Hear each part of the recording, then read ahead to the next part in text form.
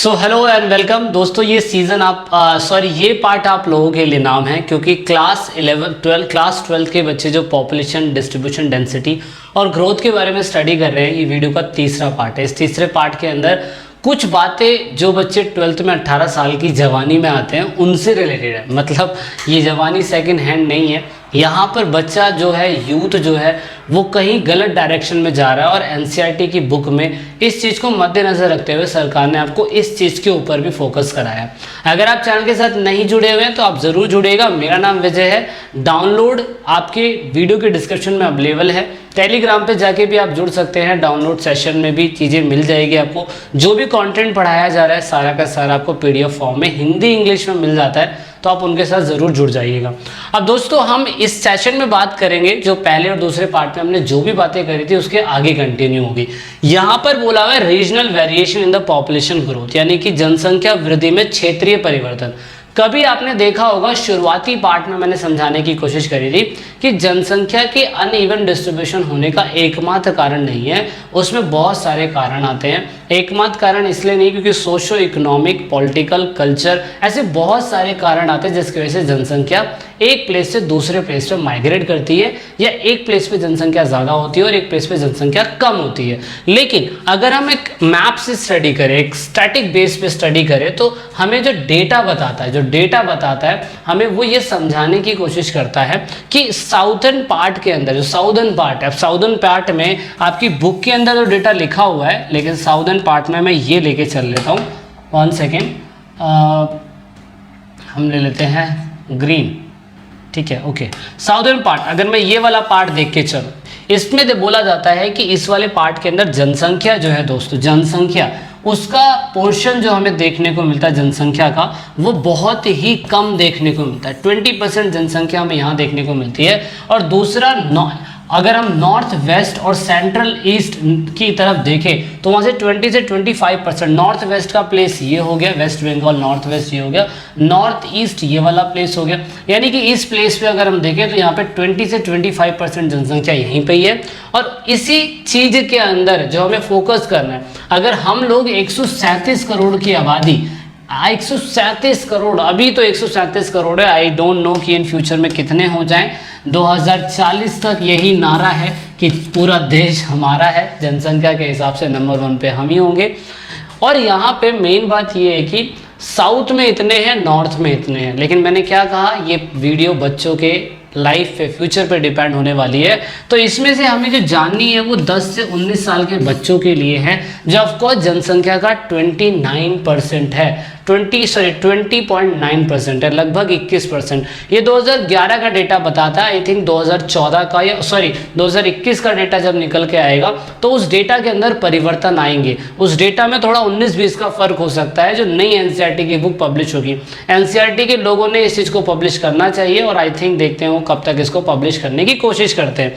लेकिन दोस्तों 10 से 19 साल के जो बच्चे हैं ये हमारे लिए ज़रूरी क्यों है? क्योंकि इन्होंने बोला था किशोर अवस्था, भारत का फ्यूचर यही है। और दोस्तों इस फ्यूचर को हम गलत दिशाओं में लेके नहीं जाना चाहते हैं, इसीलिए हमें इनके ऊपर भी काम करने की ज़रूरत है। तो इसीलिए अगर हम फीमेल का रेशो देखें तो फीमेल का रेशो 47.3% है, मेल का रेशो देखें तो 42.7% है। तो जनसंख्या में थोड़ा 19-20 का फर्क हो सकता है। लेकिन मेरे देश के जवानों, आपको ये याद रखना है कि 10 से 19 साल का बच्चा आज की डेट में बहुत सारी चीज़ों के पीछे फंसा हुआ है जो उसे नहीं फंसना चाहिए। और वो चीज़ें क्या है, समस्याएं देख लो, चुनौतियां क्या है। छोटी सी एज में लव मैरिज कर लेना, शादियां हो जाना किसी कारणवश, जरूरी लव मैरिज, आज की डेट में राजस्थान साइड में तो छोटी एज में शादियां करवा दी जाती है ना, प्रथाएं होती है वो भी। अनपढ़ता रह जाना, उसके बाद फीमेल इलिटरेसी, महिला का ना पढ़ना, स्कूल छोड़ देना, बंक मार के पढ़ाई में मन ना लगना, न्यूट्रिशन अच्छा ना लेना, छोटी सी उम्र में HIV एड्स वगैरह वगैरह बीमारी हो जाना, फिजिकल मेंटल डिसेबिलिटी जैसे इसको हुआ था, भोपाल से आया था भग के, है ना। उसके बाद मानसिक और जो भी तनाव होता है वो होना, ड्रग अब्यूज़, अल्कोहल की तरफ मुड़ जाना। ये एज ऐसी होती है ना कि इस टाइम पे इंसान का गर्म खून होता है और वो कुछ भी करने के लिए तैयार हो जाता है, कुछ भी चीज़ों को बहुत मन से लगा लेता है, बहुत सोचता है कि यार यही जो समय है, यही करने वाला समय है, जो देखा जाएगा तेरा भाई कुछ भी कर देगा।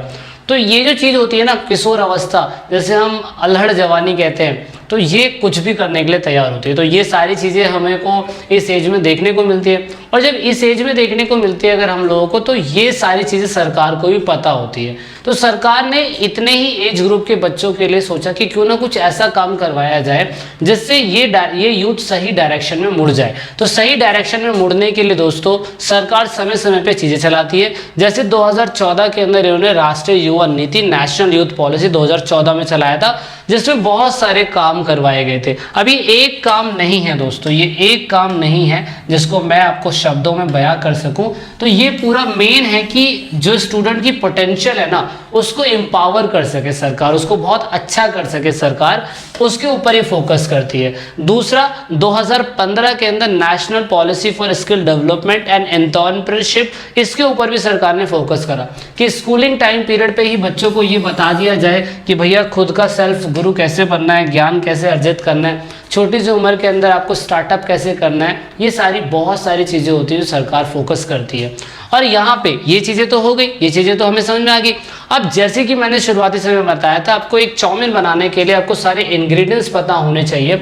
ऐसी जनसंख्या को समझने के लिए दूसरे और फैक्टर भी है जो मैटर कर जाते हैं। जैसे एग्जांपल के लिए हमारी इंडिया के अंदर कितने एज ग्रुप के लोग, कितने सेक्स रेशो है, मेल फीमेल कैसा, प्लेस ऑफ रेसिडेंट, गाँव में रहते हैं शहरों में रहते हैं, कौन सा एथनिक ग्रुप है, जातीय समूह कौन सा उनका है ना, मतलब क्रिश्चियन है वगैरह वगैरह, ट्राइबल्स ग्रुप कौन से, लैंग्वेज कौन सी बोलते हैं, भाषा कौन सी बोलते हैं, शादी का स्टेटस कैसे, कितने पढ़े लिखे हैं, कौन से एजुकेशन में, कौन से ऑक्यूपेशन में, मेल फीमेल किस क्षेत्र में काम करते हैं।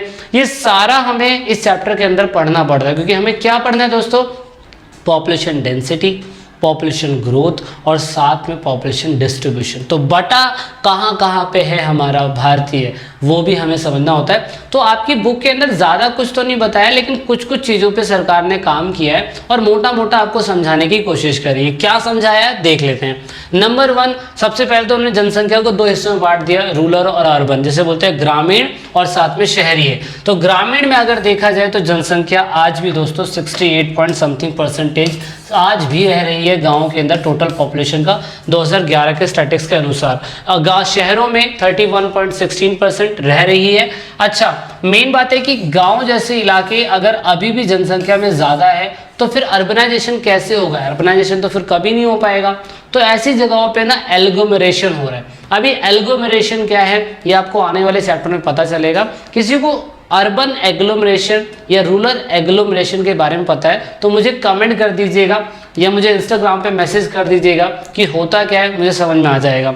अच्छा, दूसरी बात, ये तो मैंने डेटा निकाल रखा है पूरा का पूरा, ये पूरा डेटा है कि जनसंख्या कहाँ पे कितनी है, कहाँ पे कितनी है। इतना आपने डीपली महारत हासिल नहीं करनी है, लेकिन ना इतना पता है हम लोगों को कि अगर जनसंख्या एक प्लेस से दूसरे प्लेस पे जाती है, मतलब शहरों में अगर 68% है, और सॉरी गाँव में अगर 68% है और शहरों में 31 पॉइंट समथिंग परसेंटेज है, तो दोस्तों इसका एक कारण बस ये हो सकता है कि इंसान गांव के अंदर प्राइमरी सेक्टर में लगा हुआ है और शहरों के अंदर नॉन प्राइमरी सेक्टर के अंदर लगा हुआ है। लेकिन हर व्यक्ति चाहता है कि वो अपने अच्छी लाइफ के लिए, अच्छे बेटर सेटलमेंट के लिए वो शहरों जैसे इलाकों में जाके बसने की कोशिश करें। इसकी वजह से इनके ऊपर जनसंख्या का दबाव बहुत ज़्यादा बढ़ता जा रहा है। लेकिन भाई सबको अच्छी अपॉर्चुनिटी चाहिए, सबको अच्छी जॉब चाहिए, सबको मेडिकल फैसिलिटी, कम्युनिकेशन, ट्रांसपोर्टेशन सबको अच्छा चाहिए ना, तो इसलिए भाई ये लोग तो जाएंगे ही जाएंगे, है ना, ये लोग तो जाएंगे ही जाएंगे, तो ऑफकोर्स ये जाते भी हैं। अच्छा, लेकिन दोस्तों मेन ये है कि ये जनसंख्या शहरों से गांव से शहरों में जा रही है, इस कारणवश जा रही है, लेकिन हमें शहरों को भी तो अच्छा बनाना पड़ेगा ना, शहरों को भी अच्छा बनाना पड़ेगा, तो सरकार उस पर काम कर रही है। लिंग्विस्टिक कॉम्पोजिशन की बात करें तो एक बंदा था जिससे हम जॉर्ज अब्राहम गार्गेरियन बोलते हैं, आपकी बुक के अंदर ये है, गैरिसन, सॉरी गार्गेरियन बोल रहा हूँ मैं, गैरिसन। उन्होंने बताया कि 179 लैंग्वेज है और उसके बाद जो बोलियां हैं दोस्तों, बोलियां वो है 54। वो बंदा पागल हो गया, वो कह रहा है यार इतनी सारी भाषाएं बोली जाती है, इतनी सारी बोलियां बोली जाती है, असल में इतनी सारी बोलियों को करेंगे क्या। सरकार ने बहुत लंबा समय लिया, फाइनली बोला गया कि 22 भाषाओं को शेड्यूल्ड, अनुसूचित उसमें रखा जाएगा और उसके हिसाब से हिंदी सबसे ज़्यादा बोली जाती है, देन इंग्लिश बोली जाती है, देन उसके बाद बांग्लादेशी, मराठी, तेलुगु, तमिल, गुजराती, उर्दू बोलने वाली जनसंख्या दोस्तों अगर आप देखें तो ये उर्दू बोलने वाली जनसंख्या हमारे भारत के अंदर अभी भी है और मैं कह सकता हूँ कि 4.3% और इंडिया के अंदर 40.3% लोग हिंदी बोलते हैं। इंग्लिश बोलने वाले अगर हम देखें तो 0.2% लोग हैं, जो ऑफकोर्स 10% ऑफ द पॉपुलेशन है। ये हमें थोड़ा समझ लेना है। धर्म के हिसाब से देखें तो धर्म के हिसाब से इंडिया के अंदर ऑफकोर्स हिंदुओं की संख्या ज़्यादा है। ये 2011 का स्टैटिक्स हमें देखने को मिलता है। हिंदू 79.9%, जैन जो है ऑफकोर्स 0.4%, यहाँ पे जैनिज्म है 0.7%, और दूसरा ये अलग ही है जहाँ पर कोई धर्म ही नहीं है। सिख लोगों की जनसंख्या 1.7 वगैरह वगैरह। आपकी बुक के अंदर क्या मिलेगा? आपकी बुक के अंदर जो आपको फाइंड आउट करना है वो ये फाइंड आउट करना है कि हिंदू जो लोग हैं किन किन इलाकों में रहते हैं, मोमडन कहाँ रहते हैं, क्रिश्चियन कहाँ रहते हैं, सिख कहाँ रहते हैं, और उसके जैन बुद्धिस्ट लोग कहाँ रहते हैं। आपको आपकी बुक के अंदर वो सिनेरियो मिल जाएगा, वो आप ज़रूर फाइंड आउट करिएगा, क्योंकि रिलीजियस कॉम्पोजिशन जो है वो बहुत ही ज़्यादा ज़रूरी होता है। रिलीजियस कॉम्पोजिशन ज़रूरी बस इसलिए होता है क्योंकि सरकार को पॉलिटिकल लाइफ में ये जानना ज़रूरी कि मेजॉरिटी ऑफ इंडियंस कौन सी जाति के, कौन से धर्म के लोग कहाँ पर रहते हैं। इलेक्शन के टाइम पीरियड पर आएंगे ना आपसे वोट मांगने के लिए, तो वहाँ पर फिर वही धर्म का कार्ड खेलेंगे, धर्म कार्ड खेलेंगे, तो इसीलिए ये लोग आपके साथ ऐसा करने की कोशिश करते हैं। अब यहाँ पे लास्ट पार्ट बचा है इस क्लास का, वो है कॉम्पोजिशन ऑफ वर्किंग पॉपुलेशन। हमारे इंडिया के अंदर दोस्तों आज की डेट में 60% लोग जो है वो डिपेंडेंट क्लास है और 40% वर्किंग क्लास है। लेकिन वर्किंग क्लास के अंदर भी अगर आप देखें तो वर्किंग क्लास के अंदर एक रेशियो है। वो क्या है रेशियो? वो है वर्किंग क्लास में जो मेन वर्कर है वो 6 महीने का इनको काम मिलता है, और जो मार्जिनल वर्कर है जिन्हें हम सीमांत बोलते हैं वो दोस्तों 6 महीने से कम काम करते हैं, 6 महीने से कम काम करते हैं। इनकी जनसंख्या का परसेंटेज 39 है। ऑफकोर्स अब ये 40 हो चुका होगा, लेकिन जो बेचारे नॉन वर्कर है जिन पे कोई काम धंधा ही नहीं है वो 61% है। अब 60 हो गया होगा हद से हद, बस और क्या हुआ होगा, उससे ज़्यादा नहीं हुआ होगा।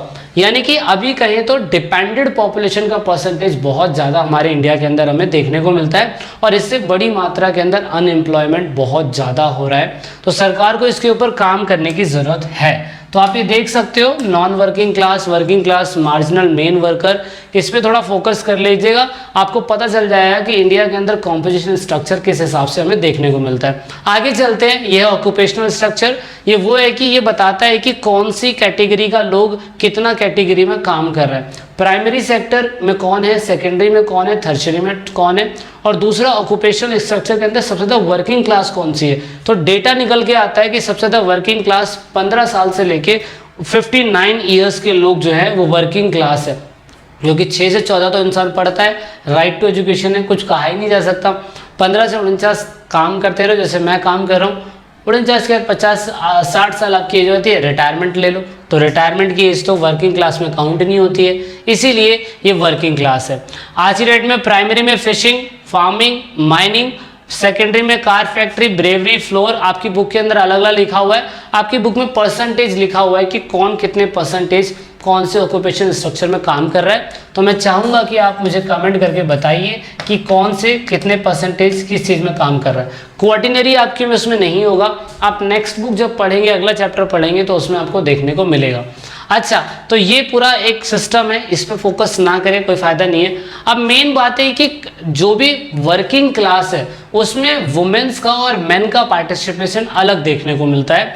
यानी कि प्राथमिक क्षेत्रों के अंदर महिलाएं ज़्यादा देखने को मिलती है, श्रमों की संख्या यानी कि मेन के कंपैरिजन में वुमेन्स ज़्यादा है। एग्जाम्पल के लिए अगर हम रेशो देखें तो ये वाला रेशो अगर आप देखें प्राइमरी सेक्टर के अंदर, यहाँ पे मेल फीमेल जो है दोस्तों प्राइमरी सेक्टर के अंदर बहुत बड़ा नंबर हमें देखने को मिल रहा है। और उसके बाद सेकेंडरी सेक्टर के अंदर हम देखें, सेकेंडरी में मैन्युफैक्चरिंग है, तो आप ये देख सकते हैं सेकेंडरी सेक्टर तो वैसे भी बहुत कम है।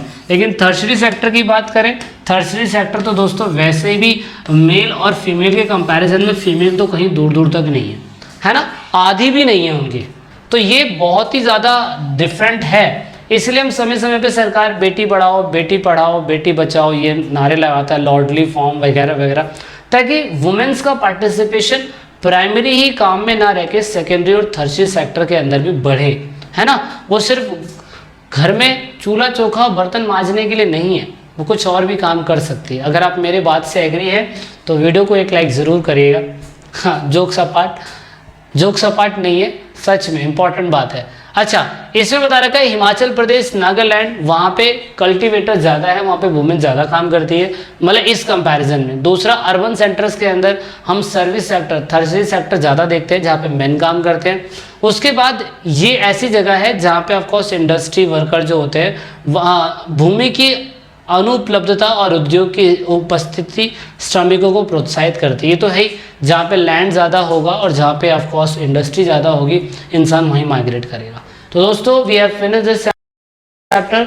वीडियो की डिस्क्रिप्शन में डाउनलोड लिंक अवेलेबल है, नहीं तो आप हमारे साथ टेलीग्राम पे जुड़ सकते हैं। टेलीग्राम पे आप जुड़ जाएंगे तो आपको वहाँ पे सारी चीज़ें मिल जाएंगी। तो ये मेरी तरफ से चैप्टर था जो मेन कंटेंट आपको समझाने की कोशिश कर रहे हैं। देखो, हाल फिलहाल जितना डीपली पढ़ोगे तो गहराई तो पढ़ाई में उतनी ज़्यादा होती है, लेकिन अगर ये मोटे मोटे सिनेरियो को भी अगर आप समझ जाते हैं तो मुझे लगता है कि ये सिनेरियो आप लोगों के लिए बहुत जानदार साबित हो सकता है। अगर आपको लगता है वीडियो थोड़ी सी भी यूज़फुल है तो वीडियो को लाइक करें, कमेंट करें कि और अच्छा हम क्या कर सकते हैं, आपको क्या नया कुछ चाहिए। जब तक के लिए जय हिंद, जय भारत, वंदे मातरम, भारत माता की जय। This is it in this video.